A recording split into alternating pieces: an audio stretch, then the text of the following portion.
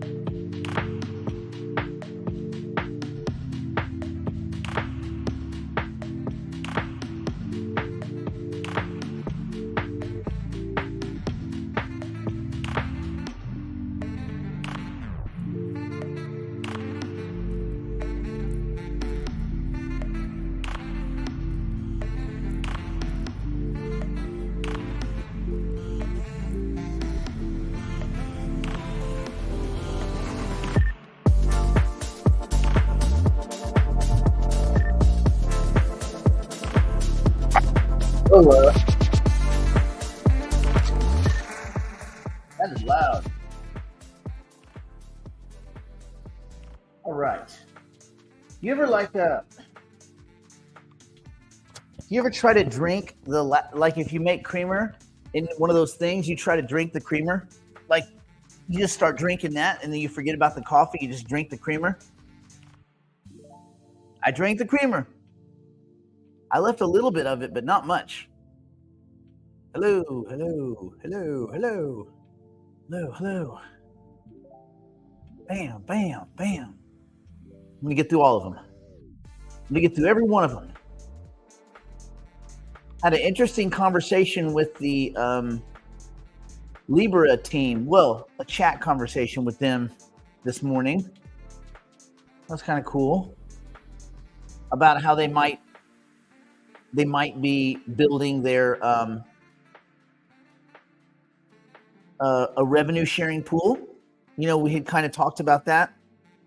So yeah, looks like that's a possibility. Let me get this thing centered more. Still a little loud, is it not? Was it 13? We needed you at about a 10. Maybe 9. Okay, so today we will get into all of our normal shenanigans. We will also get into good old Michael Saylor.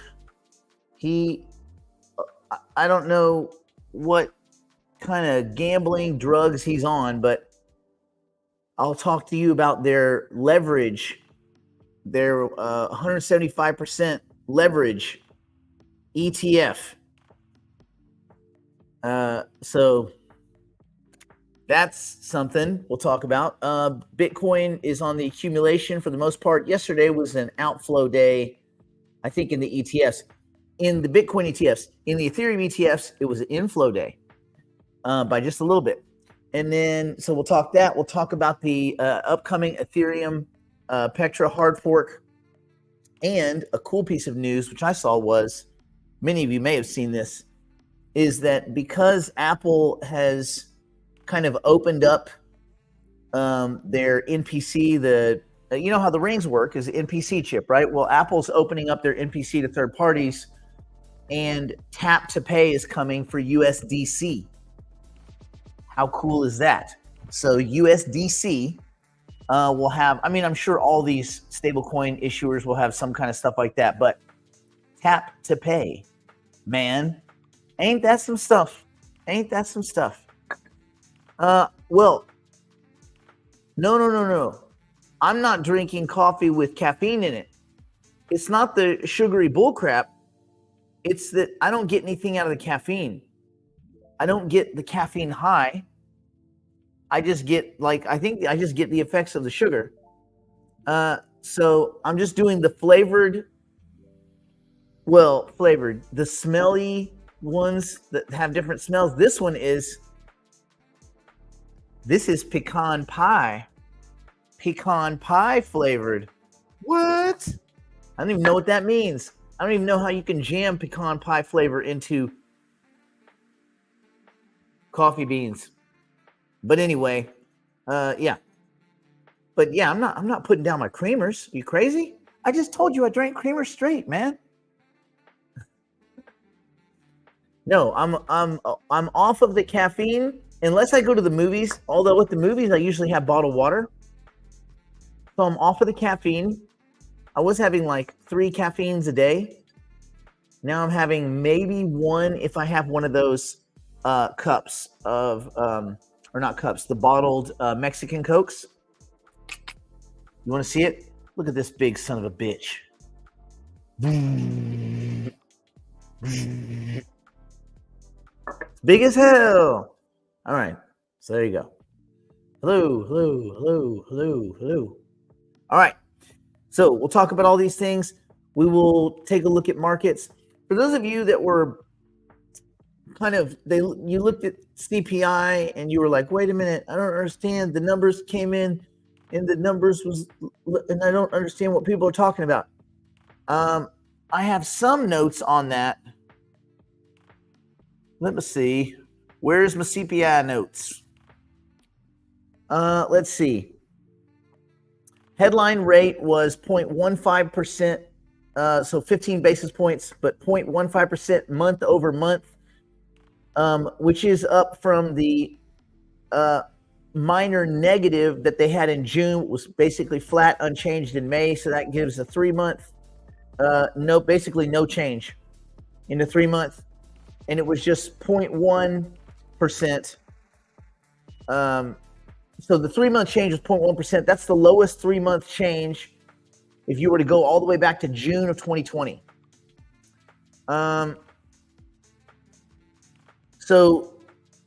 Again, you're feeling like kind of the end of a supply shock, deflationary kind of scenario. Basically, the only thing that went up was shelter. Shelter and equivalent, owner's equivalent rents and shelter. Those costs were really the only thing that went up. Pretty much everything else, was falling. I'm just trying to look and see if anything stuck out. Deceleration in prices, consumer prices were down, shelter prices moved up. And that was, you could dig into that, but that's it. And also remember that shelter is a huge contribution to the core rate. So the 3-month change in the core rate, 0.3, which is the lowest 3-month change since February of 2021. And you don't see that super often. And then you had the 3-month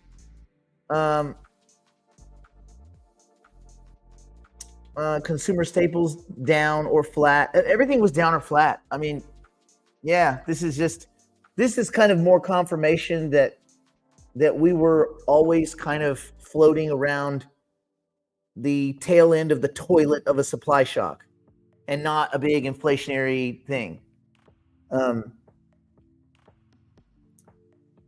Remember, for those of you that were here back in the day, do you remember what we always used to say? Well, I'm going to make you say it again. I'm going to make you type it. You can't buy burgers with bank reserves. You got to keep that in mind whenever the Fed starts talking about shifting treasuries around and purchasing, going into the open market. Their open market operations are pretty non-existent. So swapping bank reserves for actual assets is like swapping monopoly money for actual assets. Like if you go to somebody and say, hey, I'm going to give you this monopoly money for your house. They're like, what the truck am I supposed to do with monopoly money? They're like, well, go trade it to somebody else. Like, why don't you go trade it with somebody? Do you want to lose your status as dealing with the Fed? No. All right. Take our bank reserves. Now give me your shit. You can't buy burgers with bank reserves. Bank reserves are funny money. It's just a made up placeholder thing. It's not money. There is no bank reserve market. There's just about nothing other than swapping with other companies with bank reserve, other banks. There's not anything you can do with it. So be careful when you're sold this idea about stimulus, because we're going into the other side where rates are going to start coming down. If things get bad, we're going to see stimulus from the Fed, and the stimulus will be some kind of product where they buy quality assets. They strip mine collateral, usually on the short end of the curve, and they use bank reserves, funny money, to get it. And then you will say, wait a minute, they're trading bogus monopoly money for real assets that those banks would have used in repo. So then you would say, wait a minute, if the Fed is stimulating the market by stripping quality collateral, isn't that the opposite? Yes, that is a good argument, that what they do actually has a negative effect. But I say all this because we're turning the corner. So now you're going to start getting a lot of Fed rhetoric about how they're going to bail us out from the recession. And anyway, all these things are healthy. So that's the next thing you're going to say. I want you to write, recessions are healthy. Recessions, hopefully, you would have thought they would have gotten rid of people like Michael Saylor and all of these scumbag companies. You know, they would have gotten rid of GameStop and bad companies and bad fiduciaries. You hope that because recessions are healthy, they get rid of all the bad business. But when we paper over recessions and bail out bad businesses, that's malinvestment. And that is not good. When a company's failing due to, what would you say, endogenous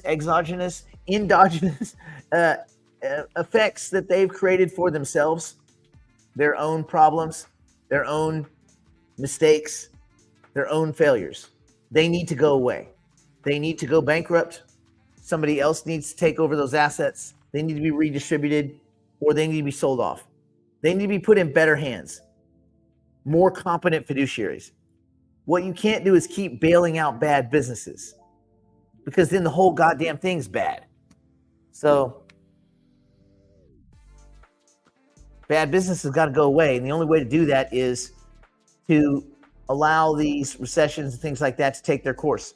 And there's a reason we have business cycles, and you can make money as an investor throughout all of these, especially if you're in some kind of loosely correlated market, which is crypto. Crypto is loosely correlated. It's correlated to regular markets, but it's loosely correlated. It's not directly correlated because sometimes it just goes in opposite directions. But, you know, as banks, institutions, hedge funds, pension funds, as they start entering the space, probably initially through stable coins and Bitcoin ETFs and then eventually Ethereum ETFs, then the crypto market, because most of the crypto market cap is consolidated in those assets, will probably start to migrate in a direction that looks more like correlation. And yeah, I think the yield curve uninverted for just a few minutes and then reinverted. Yeah. So there you go. Well, there. So recessions are good. And just because the world is going into recession, it doesn't mean you can't make currency units. The only thing that Jim Cramer says that is correct is that there is a bull market somewhere. There is a way to make money somewhere all the time, especially in loosely correlated markets. Now I sip.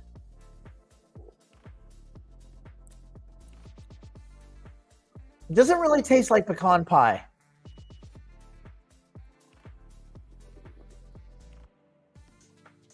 I don't know what it tastes like. I know what it tastes like. It tastes like creamer. Really, I could just get a hot thing of creamer and I'd probably be happy. Creamer. All right. So let's switch gears. Well, we're not really switching gears, are we? We're going into gear. If you guys have any questions that aren't investment specific, if it's investment generalized, we can cover it. If it's investment specific, we have to do that on Monday, Wednesday, or Friday, or for the digital private clients on Saturday. Yay. Okay. So our talk with the Libra team, and let me go over here. Our talk with the Lib team is that they're going to attempt to set up pools that pay revenue. And so what they'll do is first, these teams all have big marketing budgets, kind of the same way that when a token comes out, like Singularity DAO will have those pools, those unbonded pools. Well, these are going to actually be pools that are revenue based. Now, their company is just they're not very far away from revenue. So what they'll probably do is pay out of their marketing budget for a couple of months to say 6 months. And again, this isn't a for sure. This is that they're working through this. So for a period of say 3 to 6 months, they would pay out of their marketing budget what they assume would be somewhat similar, close to tracking their revenue. Then they're going to convert of their Indonesian revenue. They're talking about somewhere between 15 and 25% of revenue, which is a effing big chunk, being converted to rewards. Well, not rewards. I mean, that would be a revenue share that would be paid to the token holders. But you'd have to lock up your tokens for a period of, I think they're going to do it by quarters because it's a regular company and they have quarterly reports and all that kind of stuff. So every quarter there would be a payout, like a dividend payout. Now, what they're trying to work out are some other cool things where, let's say for those of us like the digital private clients, a lot of our tokens are locked up. Well, a lot, like 92% of them are locked up. There's a cliff of 3 months from the token generation event, and then we get distributions, So we're trying to set up something where even during that period where you'd be getting distributions, but that you don't yet have your tokens, you could basically take, and this is not just for digital private clients, this would be for all of the people that bought tokens. You would be able to opt in if you just bought tokens like right here, like Lib tokens. You bought the InLib, you'd be able to swap for Lib, and then you would be able to post those tokens and for like a dividend, like revenue sharing. But even if you didn't have yours yet because you were waiting, you may be able to delegate the entire amount, even the stuff you don't have yet, and get paid on the total. Similar to the EDP, the early deployment program that Hypercycle offers. So there's that. Now, none of this is in stone. This is they're working through this, but there you go. They are not going to pay in-lead holders. Well, once they have their, not so fast, Howard. One, you don't know what they are or aren't going to do because I don't know what they are or aren't going to do. So let's quit with that. But second, the in-lead token holders are going to receive Libra tokens, Lib tokens on day one. So they would be able to delegate on day one, and all they'd have to do is open a repository They may be able to receive tokens also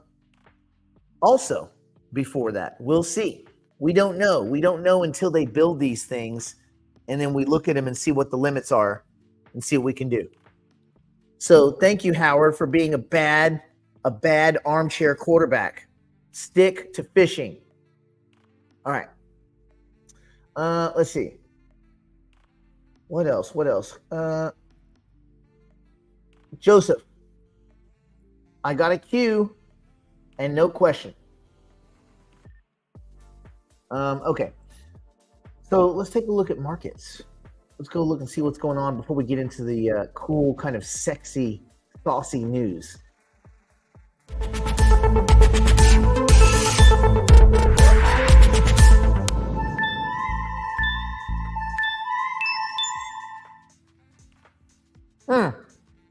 Well, the Bitcoin floating around 60K. I think we've been singing this song for a while. I think it was just about exactly where it was a week ago and a day ago. And yeah, but it's still up a double on the year, which is pretty cool. Ethereum's been underperforming, one might say, but a lot of that could be jump. A lot of that's just a general market sentiment. Who knows? We don't know for sure, anything for sure. But it's up on the week. Of course, everything was awful. Not a week ago, but a week and a half ago. So you look at the month. Ethereum's had a rough month. 90-day, they're both 13, call it 13 and a half, call it 11. Pretty close.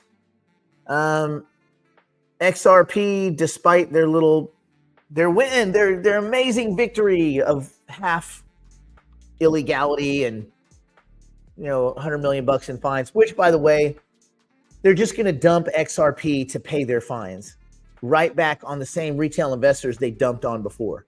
That's apparently not a problem. That's okay. Like, what a weird ruling.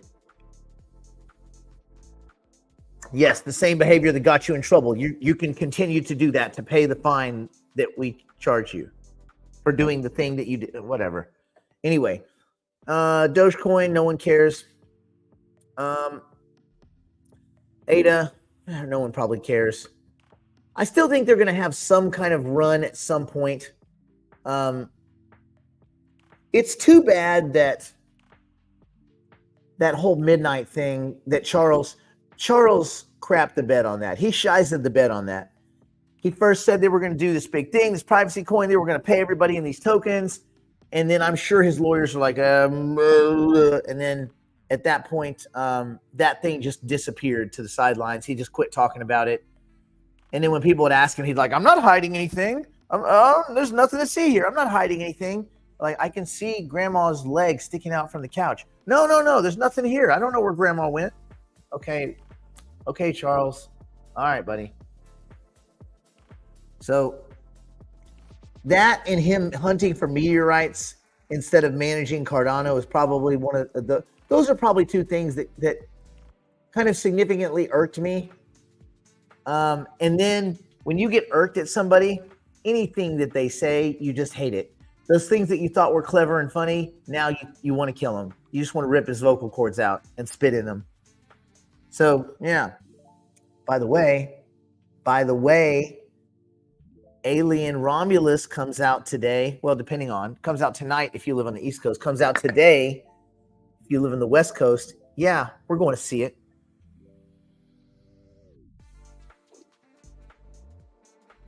We binged.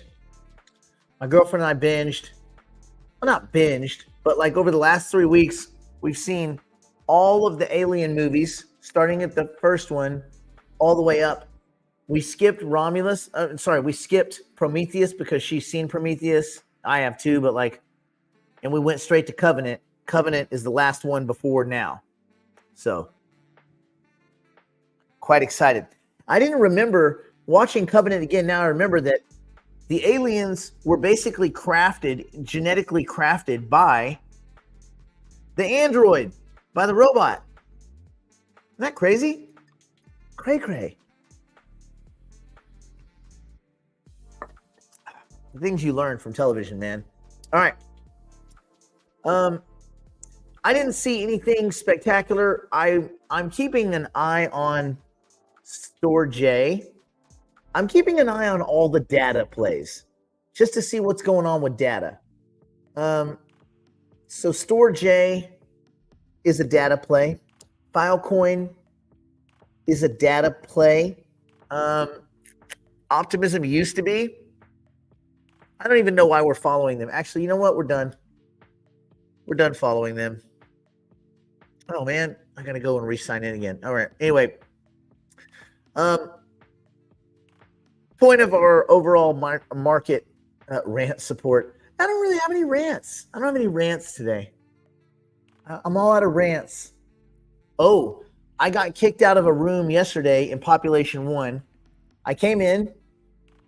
I had, let's see, 1, 2, 3. Terminal was the 4th. I think I had 4 games in a row. I got 20 plus kills. The moderator got so pissed at me in that room because it was a custom room. She kicked me out. Just kicked me out of the room for killing too many people. A murder room, a room meant for murder in the game Population 1, where all you do is play team deathmatch. Don't you think in the title deathmatch, it should be a little obvious? Dear God, man. Anyway, I'm no longer interested in Optimism because if they were dumb enough to get involved in the ASI deal, then it's no kind of, they're not competent. I mean, look how much of a flounder that thing has been. I mean, just an absolute flounder. No. I meant Ocean. Did I say Optimism? No. I said that wrong. I meant Ocean. Ocean. We're not interested in Ocean. Yes, I meant Ocean. Don't be fucking stupid. You guys know what I meant. Jesus Christ. Wake up. You guys aren't that dumb. I've raised you to not be that dumb. You saw me click the Ocean one. Dear God, man. You guys need a cup full of creamer like me.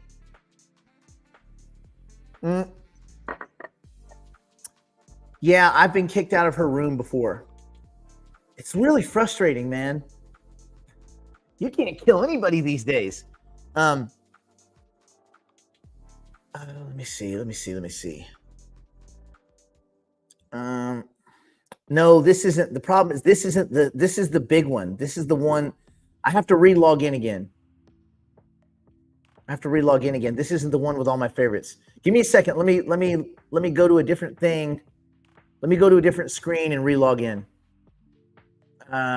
It keeps making me update Brave browser. Like it makes me update it a lot. Give me just a second. Give me un momentito. We'll take a short. Nope, that's the wrong one. Here, you can look at my coffee thing. That's it. You can't quite see. No, because if I make it where you can see it, I'm going to pour coffee over the machine. All right, log in again. Dear God. I've got to log in and I've got to do the layouts because it makes me do layout. Layout. Where's the layout? I use the digital investor layout. Okay. Let me go back. Oh, damn it. Where am I? Portfolio? Nope. Overview? Oh, no. Here it is. Okay, I'm back. Let me make sure it didn't put that stupid chart up. Okay. All right. Let's see what you guys say I did. What did you say? You say that I got rid of... Oh, I got rid of this one, did I? That one that's right there? Is that the one I got rid of? Yeah. Sorry about getting rid of the thing that's on the damn screen. Dear God, man. No, I got rid of Ocean. I probably should get rid... I already got rid of AGIX because we don't need AGIX anymore. Because it doesn't mean anything. Those things, they're pegged assets. All you need is fetch. All we need is love. And fetch. So now what we're waiting for is we're hoping that fetch I can make this a little smaller. Get some of the black out. We hope that Fetch and their marketing machine can get their pump on. And when they get their pump on, hopefully, since these other assets are rolled up into ASI, whenever that decides to launch. Remember, it was going to launch in no, Howard, it didn't come back because I logged in. And yes, sometimes you are stupid, capital stupid. You guys, God. You know what? It's okay that we're not all the same. It's okay that we all have differences. And yes, that's what I was getting to. They pump. I probably start to exit. I don't think that Fetch is an investment. Meaning, even from here, I don't think there's an $8.66 Fetch.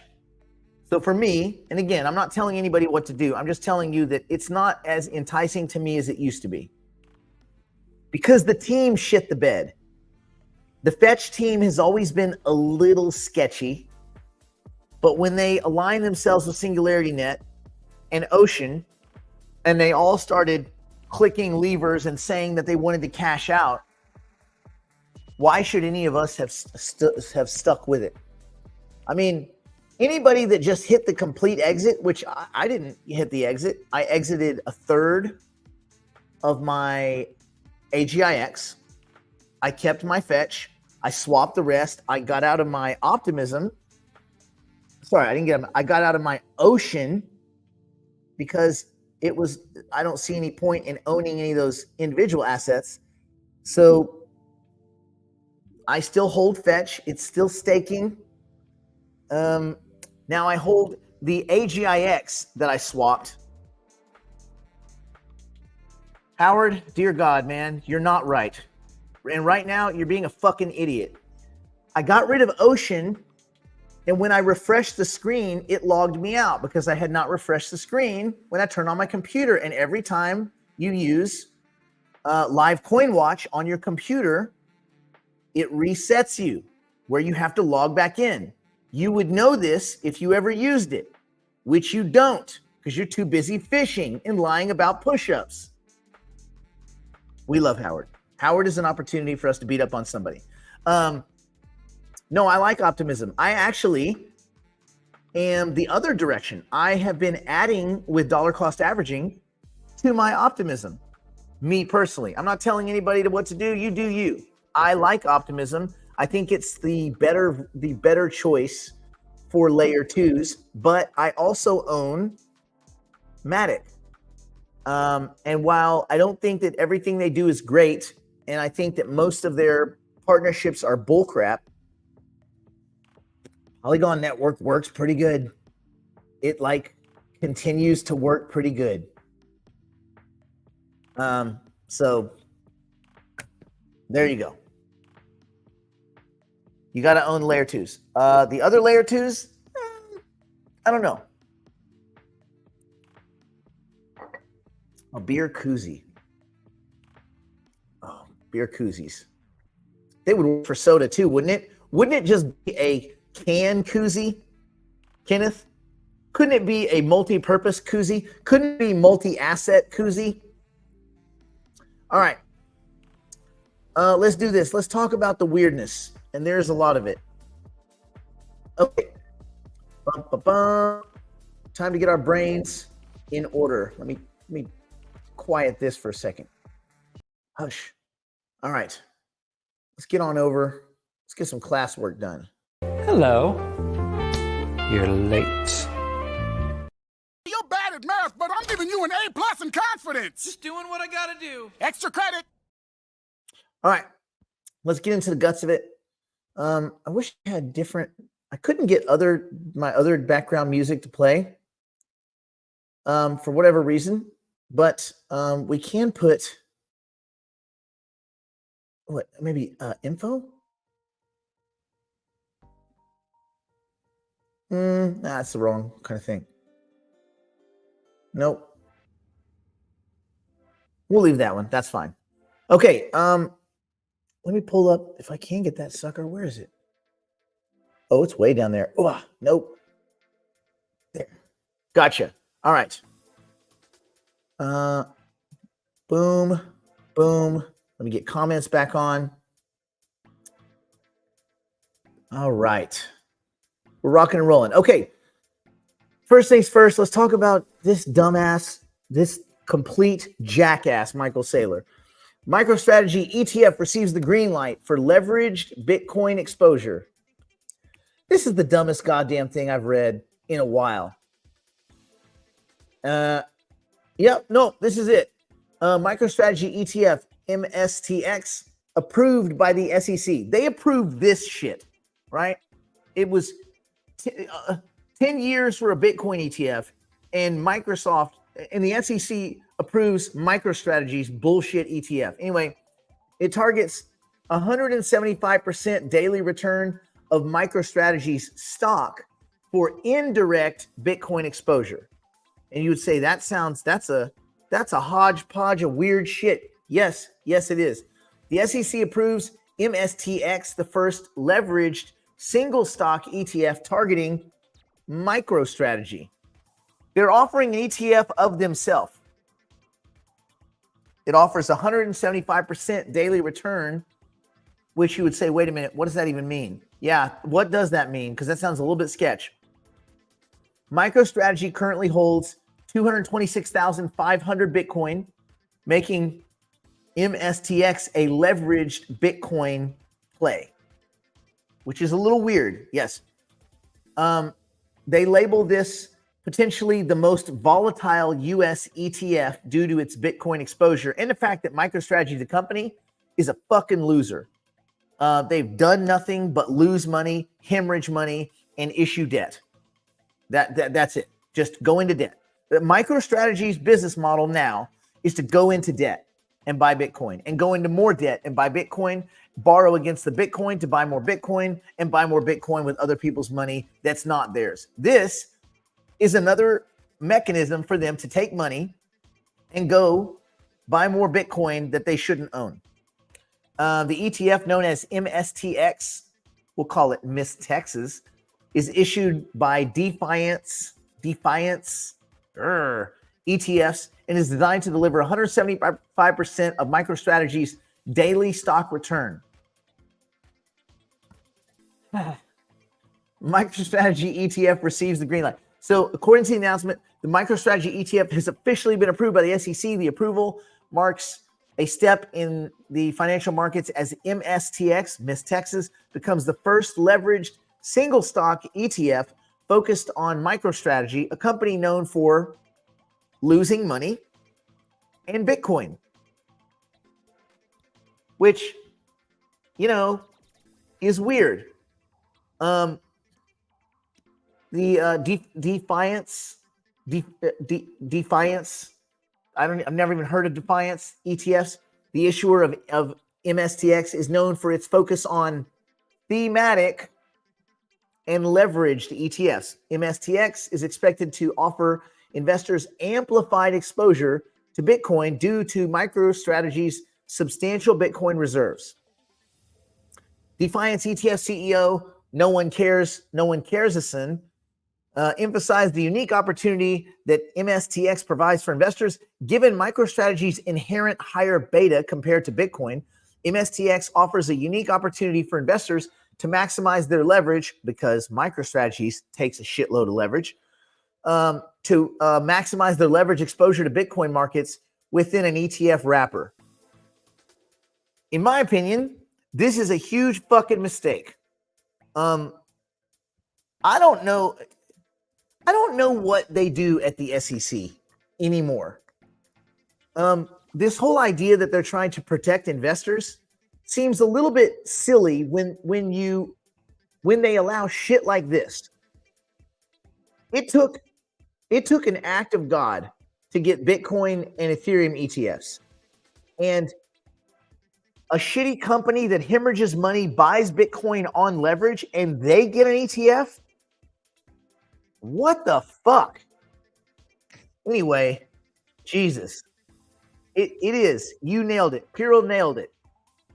It is a giant casino. And he is the gambler's gambler. Yeesh. Whew. Anyway, I don't know, man. Like I just don't get it. I mean, you can see why people laugh at crypto. Like, this is why I don't tell people I'm in crypto anymore. I say everything. I say distributed data. I say I usually try to put the word data in there so it doesn't seem like anything crypto. Distributed systems, disintermediated data systems. I like those kinds of things. Lattice networks, directed acyclic graphs, although I only own one of them, but anything but crypto because of douchebags like Michael Saylor and this fucking bullshit that makes us all look so stupid. Like, oh God. I mean, this thing could really tank. And what is it? It doesn't matter. Michael Saylor doesn't care. It's not his money. It's everyone else's money because everyone else was so fucking stupid to give this guy money. It's mind-boggling dumb. But whatever. Cool. It ain't my money. Anyway, there you go. So if you needed a little bit of extra volatility, you got it. Because see, at some point, if it doesn't work out, if MicroStrategy, if their stock takes a dump, then their fund takes a dump, then they have to sell because it's not holding Bitcoin. It's the company's holding Bitcoin. The ETF's not holding Bitcoin. The ETF is of MicroStrategy stock. So he created the ETF to buy his own stock. Like, it all sounds so bullshitty. I don't like, what do they talk about at the SEC during these meetings? Anyway, whatever. Okay. Sheesh. Am I the only one that thinks that like everybody's on crazy pills? All right. Okay. Next. This one is a little bit more interesting, at least for us. It's a little bit less bull crappy, I think. Okay. Bitcoin accumulation is returning, and this is according to a Glassnode report. A report from the on-chain analytics firm Glassnode revealed that Bitcoin accumulation behavior is starting to return among the investors. Bitcoin accumulation trend score has surged to the 1 mark recently. In its latest weekly report, Glassnode discussed how behavior among Bitcoin investors has looked recently. The on-chain metric of interest is the accumulation trend score, ATS, which basically tells us whether Bitcoin investors have been accumulating or not over the past 30 days.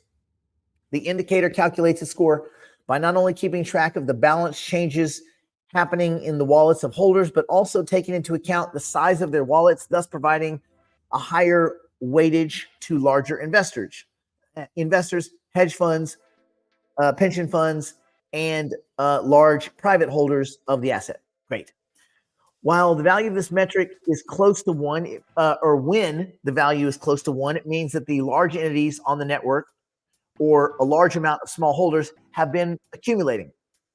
When it's near 0, it suggests that big participants are distributing or simply not taking part in accumulation. And so there are 2 versions of the indicator. One shows this accumulation trend score separately for different wallet groups. And then one shows the entire ecosystem.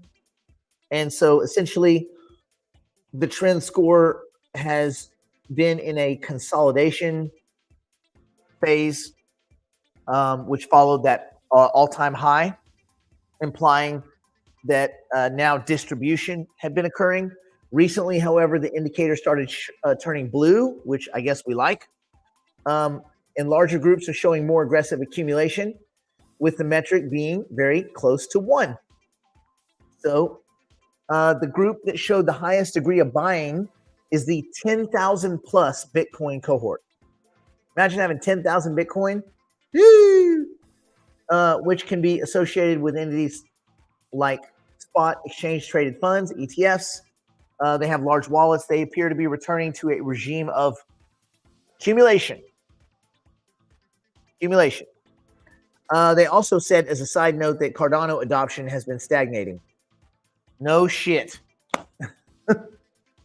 Back to Bitcoin, the accumulation trend score puts a higher weighting on larger groups, larger holders. It's not surprising to see that the other version, the one for the combined market, has risen to 1, given the strong accumulation from the larger whales and owners in the sector. So we are in a period of strong accumulation. So there you go. We're accumulating, you guys. So that's great. Do you guys feel cumulus? Do you feel cumulus? Accumulating? All right, let me go back to here. Okay, cool. All right. That MicroStrategy thing still pisses me off. Just about everything that guy does pisses me off. Okay, let's talk about Ethereum's Petra hard fork. Set to, I'm not a fan of this kind of verbiage, but revolutionize smart contract development. Well, how are they going to do it? Where is this revolution going to come from? It won't be televised. I guess it would be internetized. Anyway, Web3ized. Ethereum developers are preparing for a significant upgrade to the Ethereum virtual machine, the EVM. You guys hear about this all the time, right? EVMs. Through the upcoming Petra hard fork. Petra, P-E-C-T-R-A, Petra. Cool name. Cool name, fancy fork. Ethereum, obviously the second biggest by market cap crypto asset in the world, is facing technical challenges, as we all know, and market uncertainties, as we can see, as it prepares for a significant development and many to follow. On one front, developers are gearing up for a major upgrade to the EVM with the upcoming Petra hard fork, which could bring the most substantial changes to the network's programming environment since its inception. At the same time, seasoned market analyst Peter Brandt has issued a cautionary outlook for the price, citing technical patterns that suggest that he's full of shit because these technical guys are never right. So we're going to skip his paragraph on where he talks about fucking triangles and squiggly lines. Peter, shut up. Anyway, Ethereum's upcoming EOF upgrade, a new era for the Ethereum virtual machine. In what could be the most transformative update to Ethereum since its inception, developers are preparing to implement a series of changes that promise to reshape the network's programming environment. This evolution, it's an evolution now. First, in the first paragraph, it was revolutionary. Okay, never mind. This evolution encapsulated in the Ethereum Improvement Proposal, EIP, known as EVM Object Format, EOF. Oof. Is set to be a central feature in the anticipated Petra hard fork, expected later this year or early next year. In Ethereum parlance, in Ethereum developer parlance, that means end of 2029. When they say later this year, end of next year, you can assume they're going to get nowhere near their milestones. But anyway, that's Ethereum. That's just Ethereum being Ethereum. The OOF upgrade could bring the most significant changes to the Ethereum virtual machine since the smart contract blockchain first disrupted the cryptocurrency space nearly a decade ago. Whoa, sounds awesome. A lot of talk. So far, not a lot of juice. Since its launch in 2015, Ethereum has distinguished itself from other blockchains like Bitcoin by introducing the EVM, a programming environment that enables the execution of smart contracts on the blockchain. This is true and it's valuable.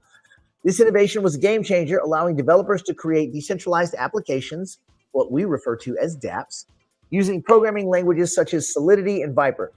As Ethereum grew into the largest smart contract blockchain, the EVM became the standard for blockchain programming, with many other layer 1 blockchains adopting or integrating EVM compatibility.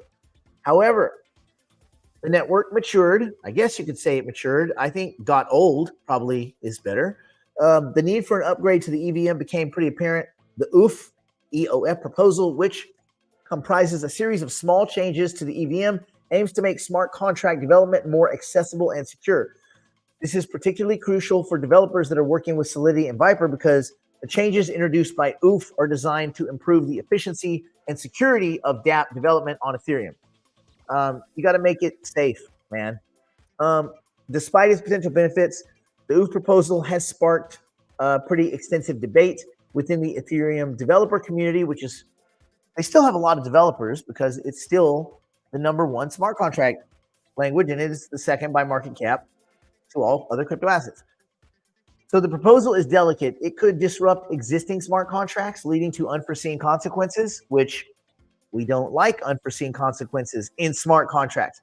To mitigate these risks, developers, they've included a new version of the EVM within OOF following DApp builders, which allows them, the builders, the designers, to choose which version to use when deploying their code. This approach provides a safety net for developers, ensuring that older contracts remain functional even as the new ones roll out. So you can decide which direction you're going to go in. One of the core developers at the Ethereum Foundation emphasized the significance of OOF, saying that it's going to be the first major EVM-related change in years, because nothing they do at Ethereum happens anytime soon or when it's needed. It sets the stage for future upgrades to the EVM and showcases the base layer's intent to continue improving the EVM. Good. This is good. It's positive. I don't think it makes a bit of difference in the price of the token. I don't think it makes the token any more exciting or interesting. If you're fixing a bunch of old bullshit that you should have already fixed years ago, I don't give you like kudo. I don't give you a high five for doing the shit you were supposed to do years ago. Like, hey, congratulations. You did the stuff that you guys were too fucking lazy to do for the last 5 years. That's not like a high five.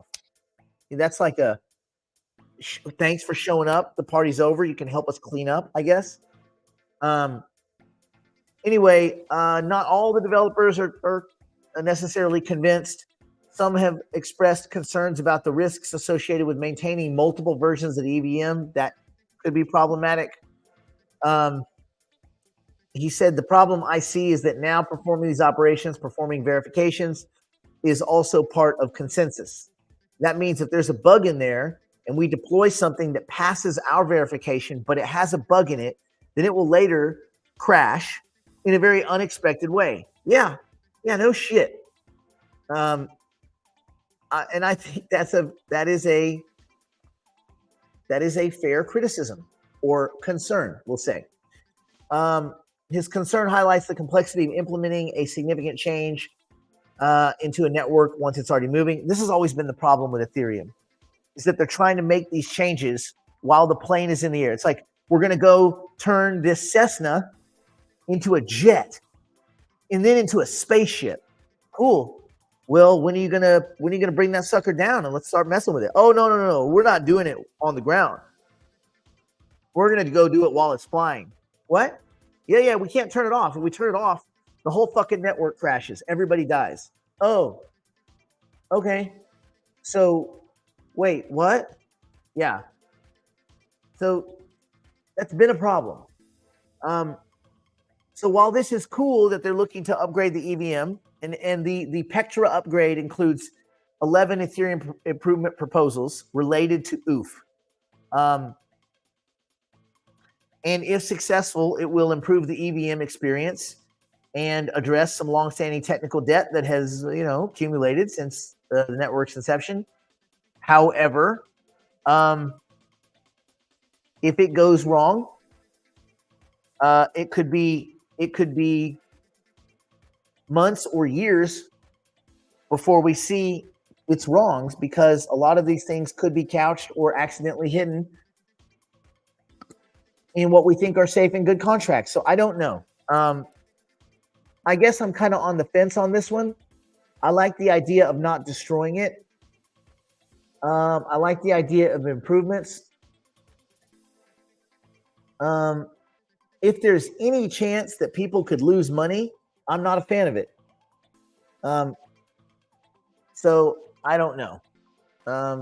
It's about split. It's not, people are kind of half and half over being excited about it or not. Anyway, it could pave the way for future innovation in Ethereum, in the EVM, which is good. Makes Ethereum a more competitive platform for decentralized applications. But the risk of this kind of upgrade, I don't know. I don't know if it's worth it. I don't know if it's worth it. Anyway, so that's kind of like could be good, could be bad, could be, we don't know. All right. Let's see. Now, let's talk about a bright note, and that is USDC's tap to pay on the Apple iPhone coming soon. So this is Jeremy Allaire, the CEO. Well, I'll get to it. Anyway, Apple opened up. So here near the camera on your phone, there's the NFC reader. That's the way you pay, like tap to pay and all that kind of crap. The near field communication. Anyway, Apple opened up its NFC chip to third-party wallet developers, which ended over a decade of Apple Pay exclusivity. Part of this is, I think, to dodge a big lawsuit that's coming. Anyway, Circle CEO Jeremy Allaire predicted that tap-to-pay payments on the iPhone using Circle's USDC, our favorite stablecoin, are incoming soon following their decision to open up the iPhone's NFC payment functionality to third-party developers, which is pretty badass. So he even tweeted, tap-to-pay using USDC on iPhones coming soon. Wallet devs, start your engines. This could be pretty cool. Then you wouldn't need some stupid ass special credit card. You could just have USDC in a digital wallet and tap to pay right there. So easy. He clarified in a tweet follow-up that Circle has no direct relationship with Apple, and this has nothing to do with Apple Pay, explaining that Apple's move to open up NFC will allow and enable Web3 companies and crypto wallets to invoke NFC for transactions, meaning you don't need Apple's permission. Woo woo! That in turn means that an iOS wallet supporting USDC could enable a user experience where a receiving device like point of sale or another iOS device could receive the transaction info via a tap. With the iPhone-based wallet app confirming a payment using its Face ID system, it could also have some other kind of 2FA, 3FA. You could use the Ring as your 2FA or 3FA. So you could really have point of sale with USDC payments. That's pretty badass if you think about it. So you know that Circle's, 100% Circle's building a wallet. They probably already have a wallet. But anyway, Allaire added, Jeremy's cool. He's kind of a dweeb, but he's our dweeb. He's our kind of dweeb.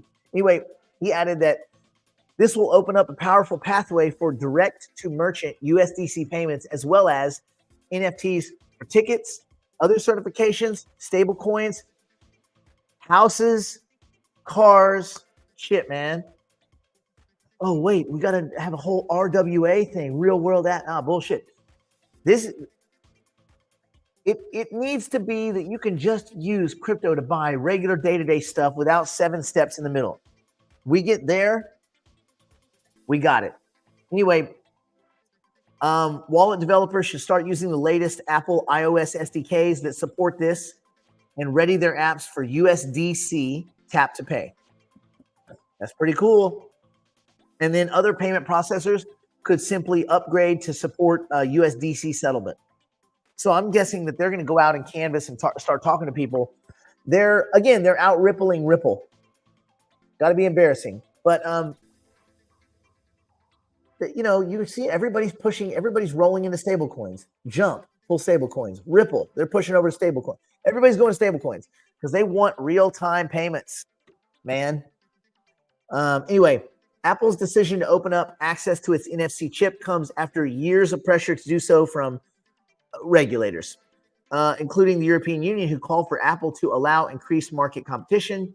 Apple resisted the pressure until now, citing potential privacy issues. Until Apple's recent move, the only payment app or wallet that could use NFC on iPhones were Apple Wallet and Apple Pay. So that dominant situation is over.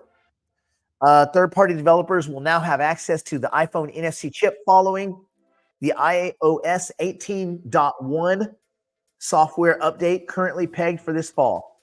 So, pretty cool. I mean, it's not super easy for developers. Developers will have to because they're not just going to let people just willy-nilly start spamming shit out there, although there is a lot of crap on the App Store. But Developers will need to enter into a commercial agreement with Apple. They have to pay their associated fees, which have not been disclosed yet, and that's where they could get stuck, is the fees. Apple says it will only work with authorized developers who meet certain industry and regulatory criteria and commit to security and privacy standards. Yep, fair.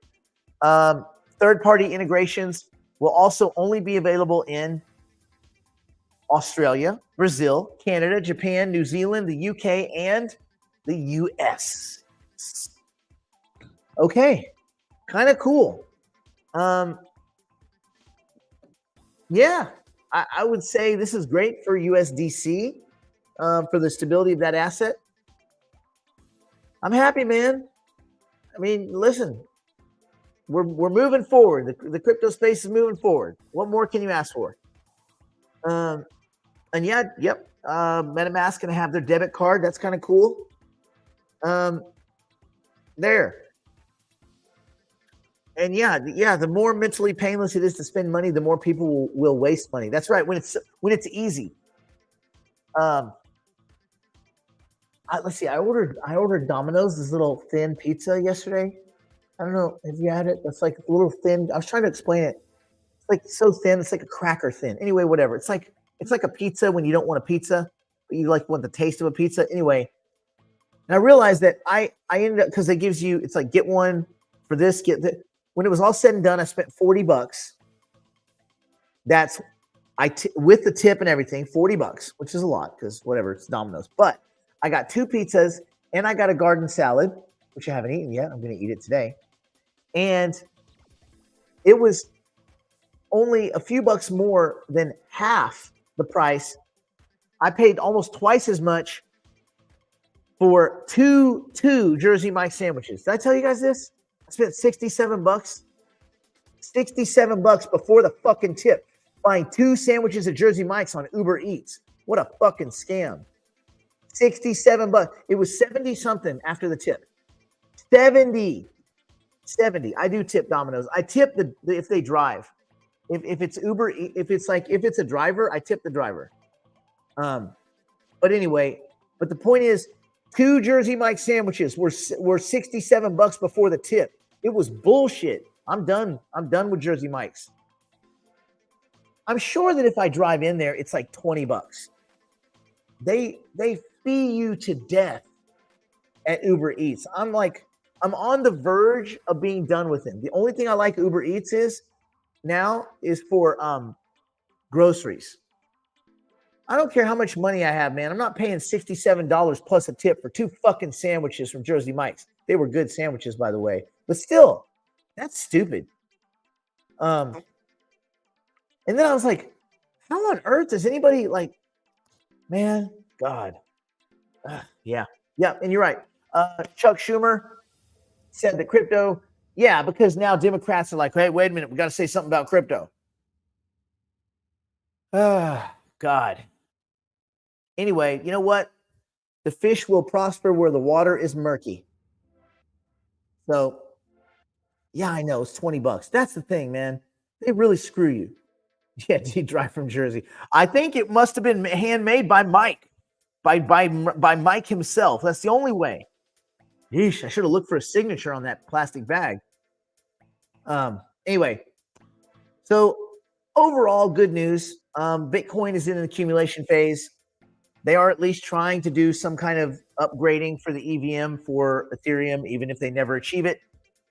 But again, it doesn't really matter because Ethereum has been converted into a money asset. It's no longer, no one gives a shit about Ethereum's EVM. Those investors that are buying into it in hedge funds and things like that, they don't give a crap about the technology. It's just that Ethereum is number 2 and there's an ETF. That's it. Like literally, that's it. Makes no damn sense. But for us, it leaves a big murky environment where a little bit of research and some common sense should allow us to continually front run markets, which we've been doing successfully for many, many commas. Many commas. I mean, I don't have a third comma. That would be the third comma. That's where that's winning. You get that third comma, bro. Are we still chasing that third comma, bro? Get you your second comma. Get you a third comma. And you get a third comma. And you get a third comma. And you get a third comma. Then you can have some third comma drama. I'm out.